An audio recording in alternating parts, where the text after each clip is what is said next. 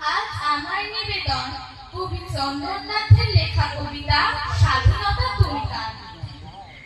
হাসি মুখে ওরা মেনেছে আত্মত্যাগ, হাসি মুখে ওরা মেনেছে দীপান্তর, অনায়াসে ওরা বরণ করেছে কারা, কঠিন শপথে খুলেছে নিজের ঘর। স্বাধীনতা, ওরা স্বাধীনতা চেয়েছিল, স্বাধীনতা মানে স্বেচ্ছাচারিতা নয়। চেয়েছিল মান অশ্রু মুছিয়ে দিতে, মুছে দিতে তার হৃদয়ের ক্ষত ক্ষয়। রুখে দিতে ওরা চেয়েছিল লুণ্ঠন, চেয়েছিল হোক শোষণের অবসান। বন্দিনী মার শিকল ছিঁড়তে চেয়ে দলে দলে ওরা সঁপেছে নিজের প্রাণ।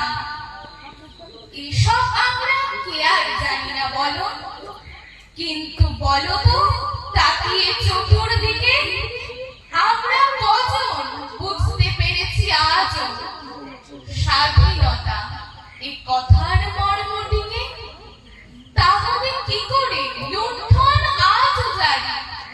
কেন বঞ্চিত খেটে খাওয়া মানুষেরা? গুমড়িয়ে কেন অকালে এখনো ঝরে এ মাটির বুকে অগণন স্বপ্নেরা?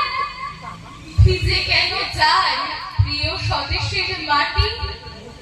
স্বজনের খুনে আজও এতদিন পর কেন জাত পাত ধর্মের নামে আজ ঝরে পড়ে প্রাণ, ছাই হয় পুড়ে ঘর?